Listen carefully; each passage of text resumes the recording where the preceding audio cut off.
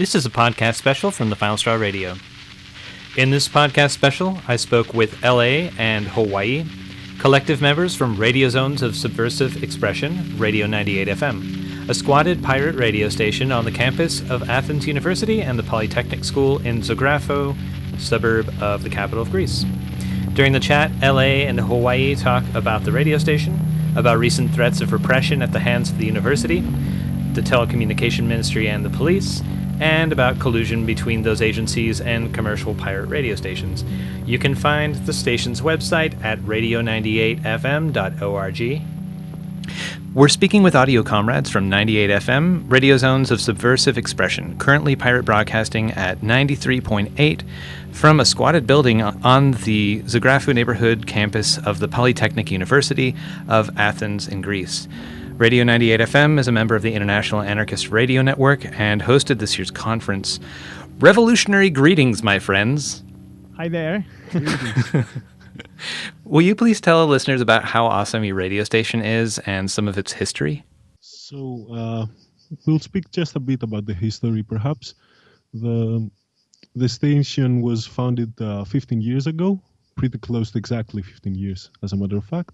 So it was, I think it was around 2002. We were not members of the station back at the time. And it was part of an effort to bring a new medium of self-expression, like totally different than the state media that were used for information back at the time. We have to note that back at the time, the internet was not very much in use in the movement, so there were very few information circulating, and they were very much controlled by the mainstream media. And it was also around the time that the Athens indie media started in Greece. So at that time, some people decided to create a radio station that is that has as a main goal to bring more information, more direct information from the people, and also empower in a way the anarchist movement. Maybe we should say some things about how we work. Yes, just as a clarification, perhaps, we don't work as an anarchist radio station per se.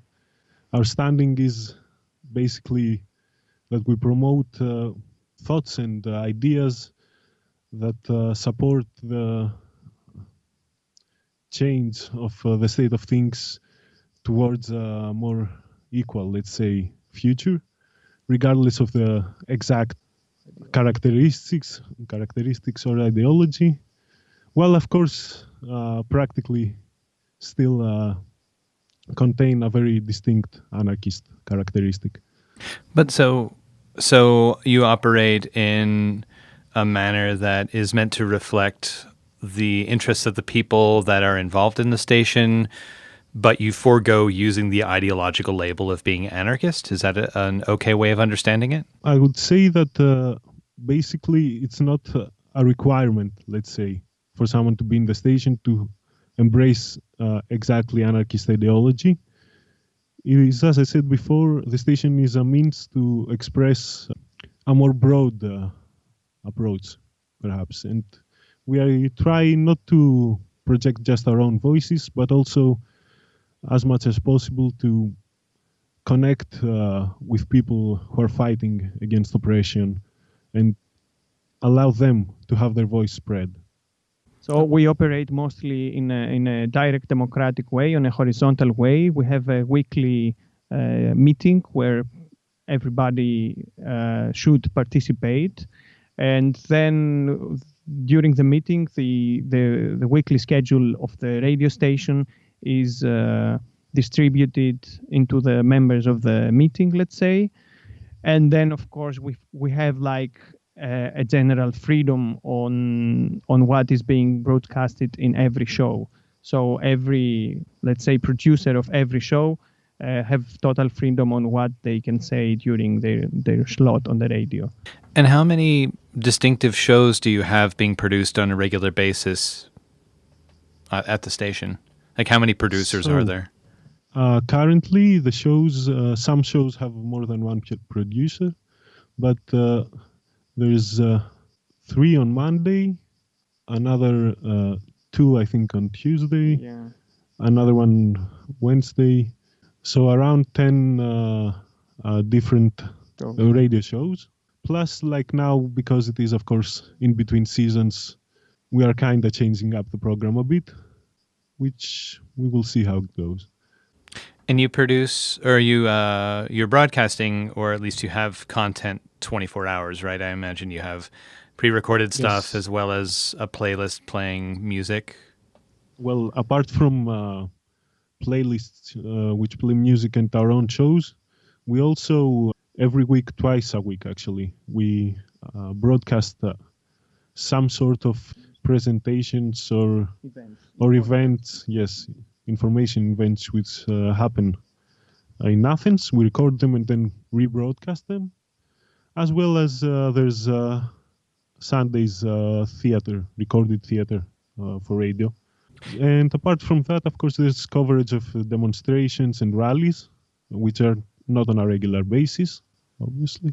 I've been told before that the coverage of the rallies and demonstrations is actually some of the peak listenership, at least of the online, that you'll experience. That's a kind of interesting way of engaging with the population.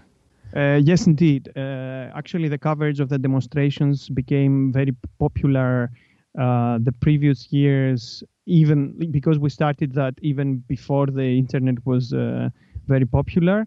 And it kept getting even more popular when the internet came into the game.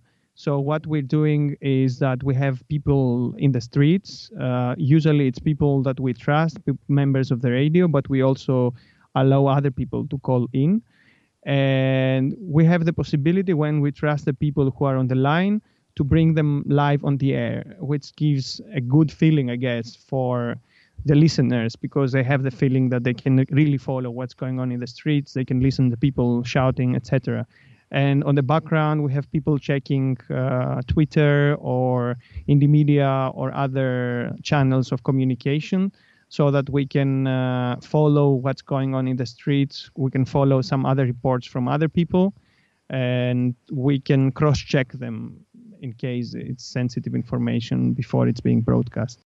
Has it ever been applied where, you don't have to answer this obviously if you're worried about it, but has it ever been used as a tool for informing the listening population about the apparent movements of police so that they can counteract or avoid?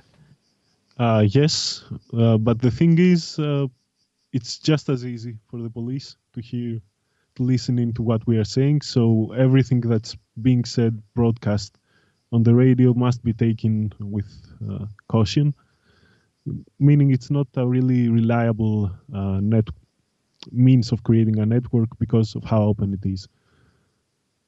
Also, just while it's in my head, this is something interesting I learned on May Day when I was in the streets, and some people were communicating with y'all's station for the broadcast of what the May Day march was like and what was going on and what views were from the street. Somebody brought up, and maybe this is just something that we don't know in the U.S. or our cell phones aren't open to this opportunity, but radio seems to be such a more part of people's experience and collective experience around a lot of different parts of the world. But cell phones oftentimes have a built-in FM receiver, right? So you can actually just listen to the radio over your phone without having to have any sort of internet network access. Is that right? Yes. Many phones have an access to the radio.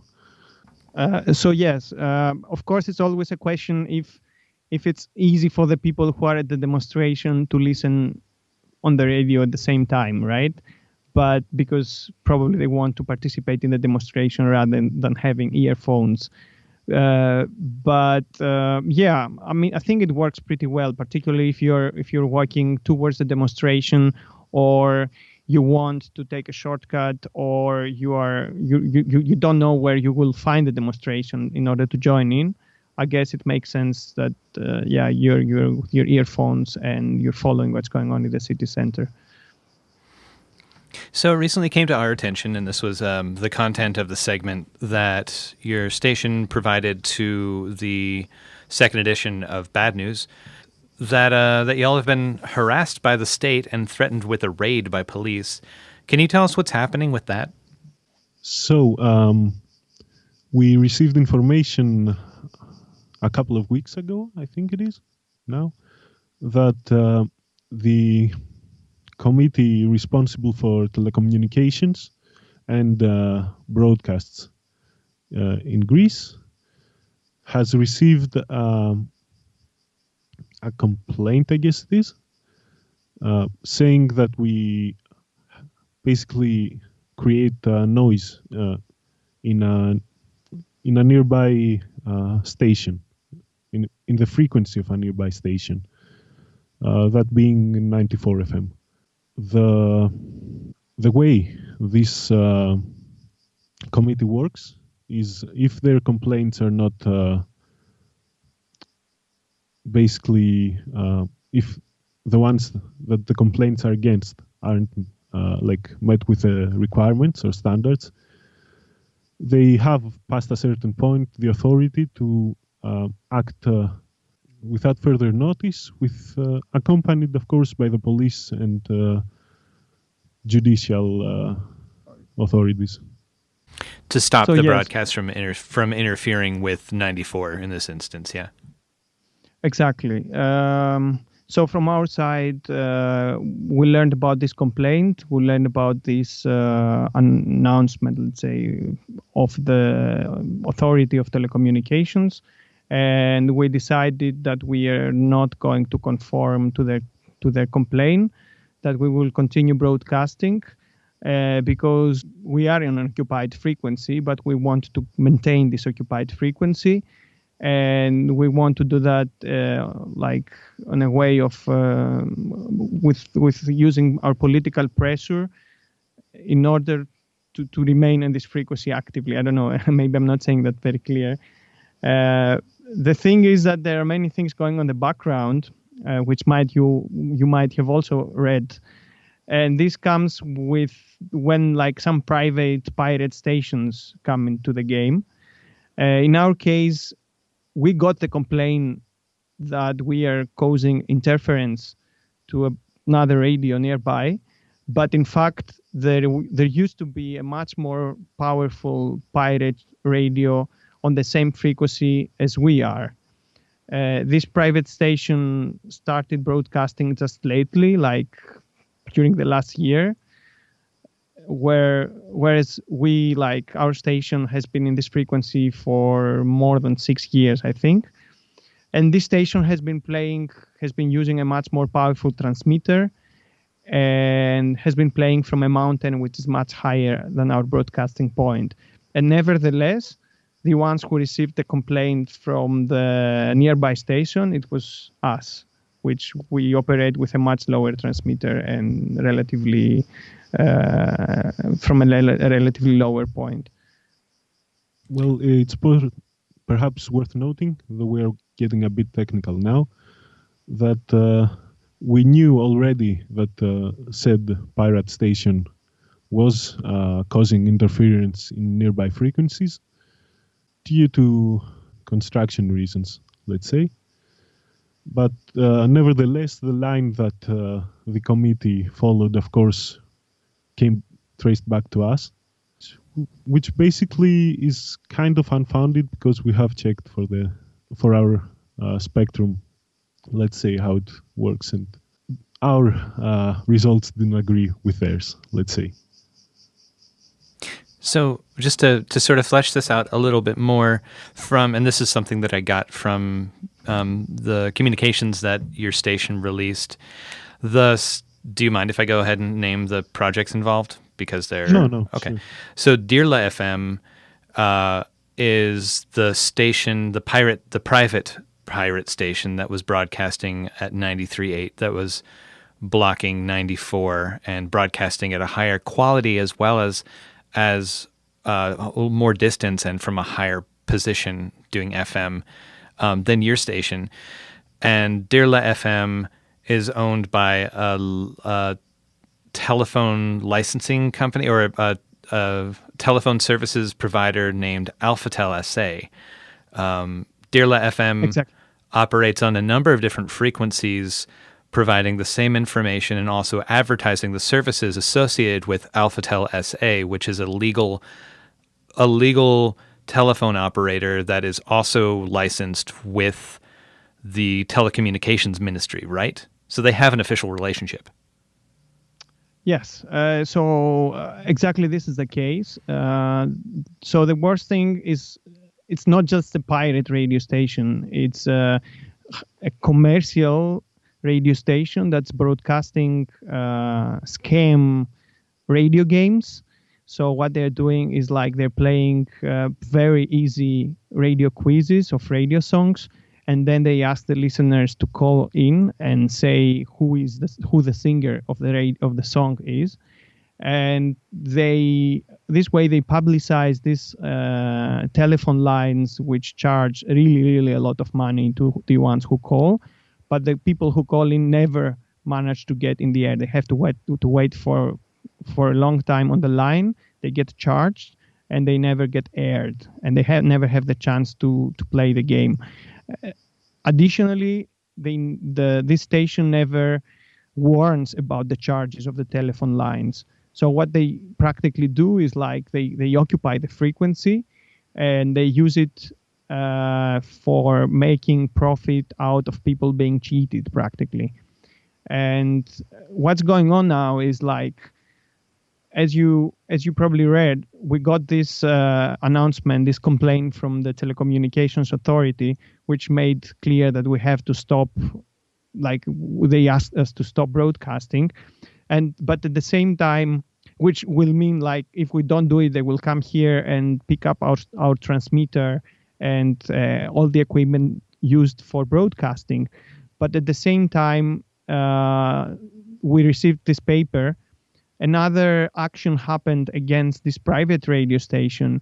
But what happened there is totally disproportional to our case, because what they did was they found out that the station is stealing electricity, and they only interrupted the electricity to the station, to the transmitter, which means that in our cases, they threaten taking all the transmitter and the equipment.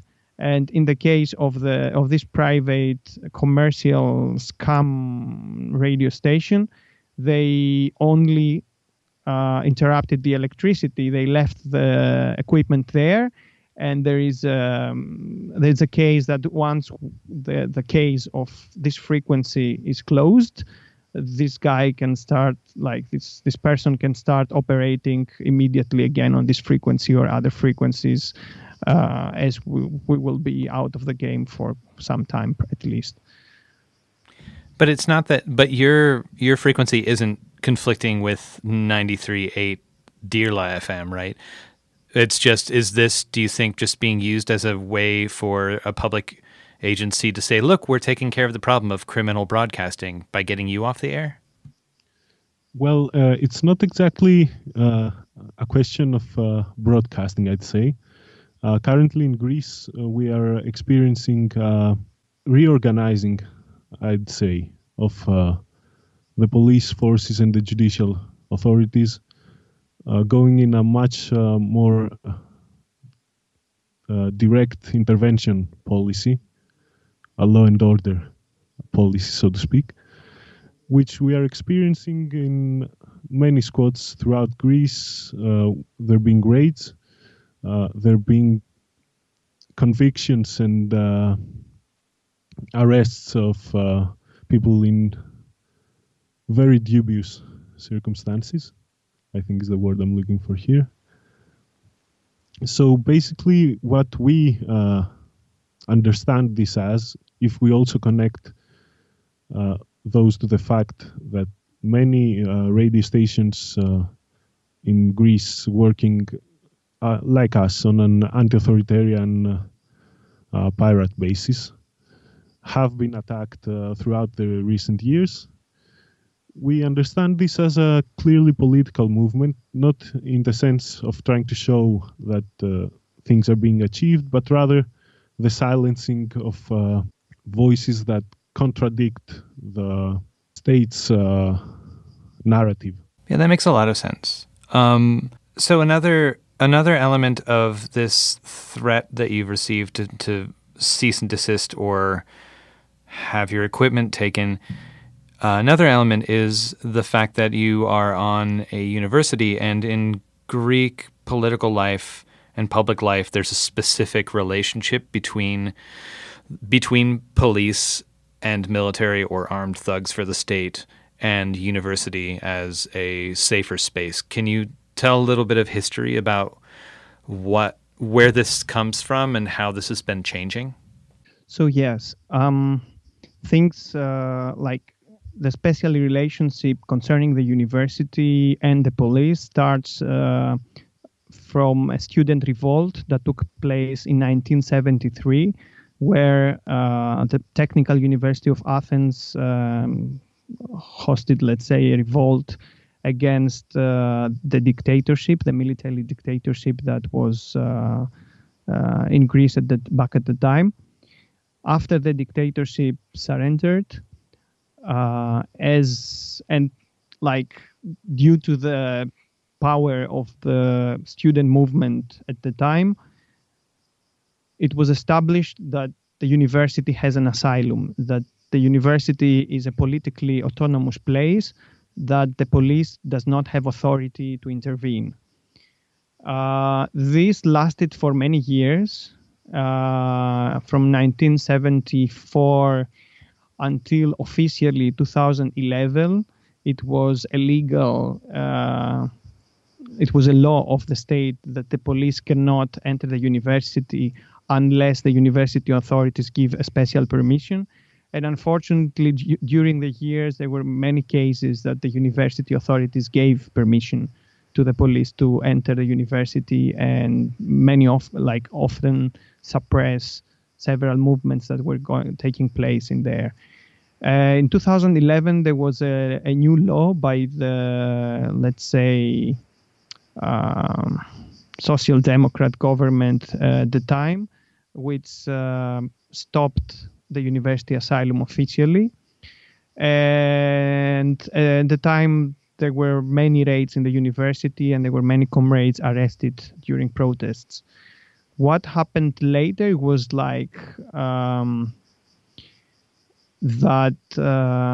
of course, we have to say that the fact that the university asylum doesn't officially exist as a law, it doesn't mean that they kick out everything that's going on, because there is already a political movement that defends the universities and that reacts in a very powerful way when the police tries to forge the university ground.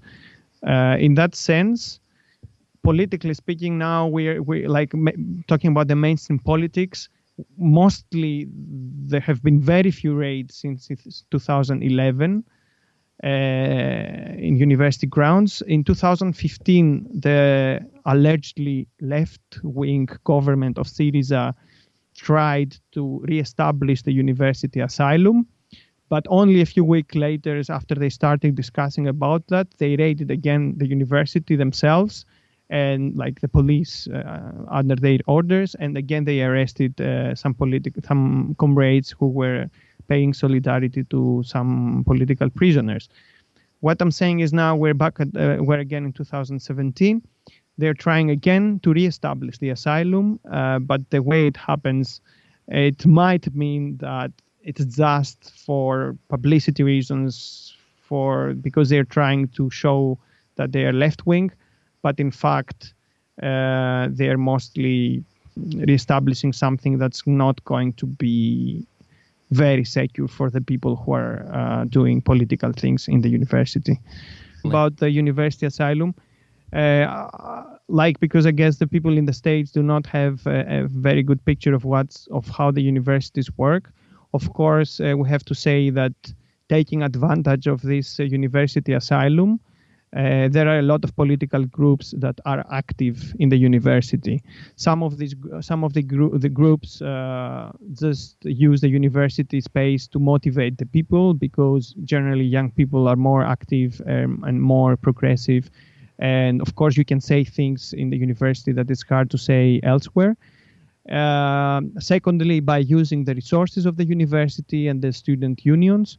And of course, in our case, in the case of many other groups, by occupying rooms which might be or might not be useful for the university, for the academic activities.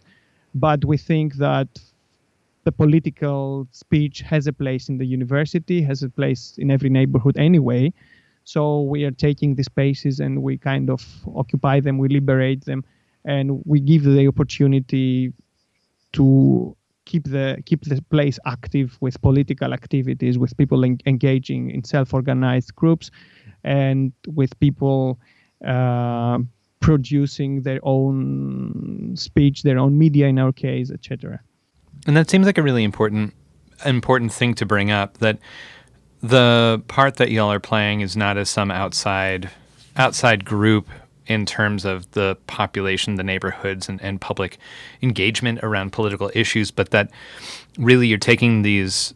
So I was corrected last year when I visited y'all's station by saying, "Oh, your electricity and internet and other things, like you're stealing these from the university. That's really cool."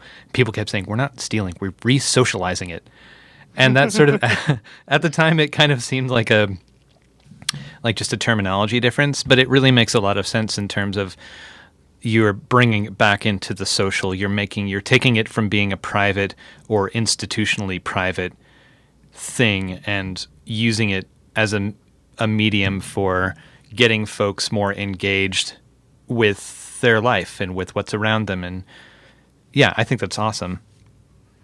Oh, thank you. Exactly. I mean, for us, like what we're doing also, let's say in the university, is like we don't, let's say, respect the rules that the administration of the university puts, but we are here, like, and we're trying to maintain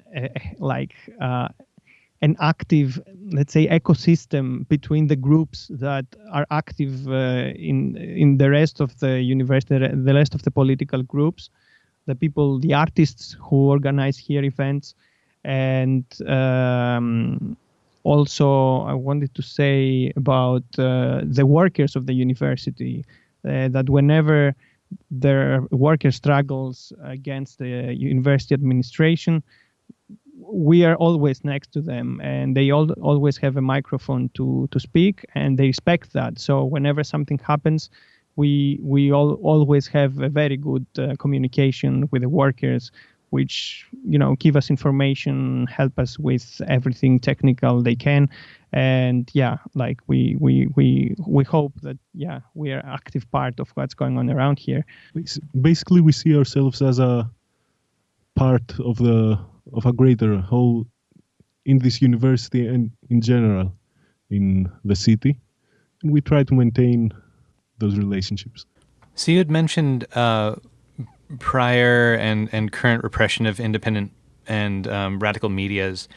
In 2013, the state, with the aid of the university, disrupted the operations of Radio 98FM and also Athens Indie Media. How did this resolve, and what resistance was put up in solidarity with your projects at this time? So in 2013, there was, if I'm remembering properly, there was another political radio station that started broadcasting from a nearby place here in the university. This political radio station chose a frequency that caused interference to a very powerful conservative radio station that back at the time was also very close to the government. This private radio station filed a complaint again to the Telecommunications Authority, and the Telecommunications Authority forwarded the complaint to the university authorities. And then the university authorities themselves started putting pressure not only to that political radio station, but also to our political radio station, Radio Zone's subversive expression, and also to Athens Indie Media, which was using part of the internet resources of the university back at the time in order to anonymize the communication and the news distribution. What happened at the time was that we were lucky to have a very good solidarity movement. The the radio station was forced off the air only for a few days. The equipment was not taken by the authorities, but we suffered a lot concerning our internet connection because we were sharing the internet connection with Athens Media back at the time, and the university authorities, under the commands of the police, of course, they were really targeting against the Intimedia because they wanted to block the distribution of free news concerning the movement, like the anarchist movement, the left-wing movement, and whatever was going through these channels. Luckily, there was, as I said, the political movement that supported us. We stayed off the air just for a few days, and after, the media attention went by, with the support of the movement, we managed to go back on air, and we also managed to reestablish the communication of Intimedia with the internet and everything. So, yes, it was a hard time because it lasted quite a little bit, and we had to fight a lot, to make a lot of communications, to make a lot of announcements. But we managed to convince the people that we have to keep existing, and our presence here remained. More contemporary, this struggle that you're facing, can you talk about the silencing and disruption of anarchist media projects in and around Greece, and how those are being resisted? Because other stations in different parts of the Greek Isles have been also losing their spaces or losing their equipment of recent, right, over the last few years. So we will start with what was happening recently. There was an eviction of an internet radio station operating in Creta, in the island of Crete. They have temporarily ceased their activities, but are currently looking to reestablish in another place. There's been moves against the AM radio station 1431 in Thessaloniki, which also operates in a university campus and was faced with not direct raiding as much as harassment, I would say, from the university authorities. And yeah, let's say, it's hard now to detail all the news. Like, also the radio station in Lesbos Island had its antenna taken at least once, and it was threatened many times. They are also using the university authorities, but they faced also complaints from the telecommunication authority. And there were problems also with the radio station Radio Revolt in Thessaloniki, which also had its equipment taken, which was in a squad, and the squad was raided by the police, and then they took everything.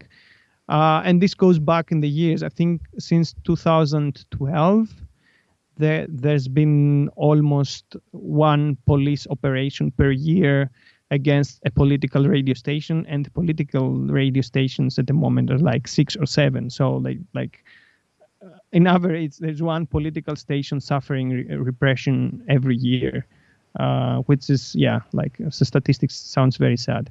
That's incredible. And it's really awesome to have witnessed between these last few radio conferences interactions. And I know that you interact anyway with other projects in the Greek-speaking world to offer solidarity. But to know that there's support and networking between the different projects in Volos or in Creta or in Thessaloniki or in Athens, offering support, offering solidarity, offering equipment and workshops on how to work on transmitters.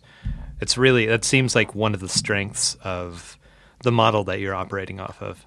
Well, we look at it in a way that says it's basically all we got, isn't it? We are facing something much bigger than us in terms of material resources. Basically, we have to work together if we are to accomplish anything. It's nothing more, really. Yeah, I mean that same description could be easily extended outside of the specifics of anarchist media or radical media in Greece, though. Like, we're all fighting against capital and state. It's basically the basics. Yeah. I guess. So how can people that are hearing this offer solidarity to Radio 98 FM, radio zones of subversive expression, and how can they find out more about the work that you all do? In terms of offering solidarity, spreading the word is what someone hearing us from the other side of the ocean can do, I guess. Not just in terms of specifically what's happening here, but the propagation of ideas is what supports and solidifies all our positions, cheesy as it may sound. We have a website, it's radio98fm.org, but our website is mainly in Greek, so I cannot easily think how people abroad can read that website, apart maybe using some translation tools. Apart from that, we are trying every communication of the station to translate that in English at least, so that our comrades in abroad can learn about what's happening, and we are publicizing that in the media network and other internet news websites. So probably we're also posting our news in our social media accounts. Yeah, also in English. So I guess that's a way to get information. And of course, there's also the international platform being set up, which you have a part of as well, exactly. Where one can find at the very least the monthly segments of news published in English. Bad news. Yeah, bad news. I had one more question. So Radio 98 FM is operated under the management of a black and white cat named Pensa. How is Pensa doing? Yes, she's fine. She actually has stopped chasing other cats as much when they enter the grounds. And she has actually has been very, very friendly recently. Oh. Which makes us all anxious, but let's see how it goes. It's the quiet before the storm. Is Pensa maybe trying to figure out a way to kill you in your sleeps, do you think? Maybe she's getting also prepared for a possible repression from the police. So she's taking, she's keeping her power for the police. That makes sense. Well, we've been speaking with LA and Hawaii. Thank you so much, both of you, for taking the time to chat. And I wish you all solidarity, and I hope to see you soon. Thank you very much for your solidarity. We're very happy that we know we have comrades around that are listening to our problems and are ready to talk to us about these problems. And yes, yeah, it was nice hearing from you.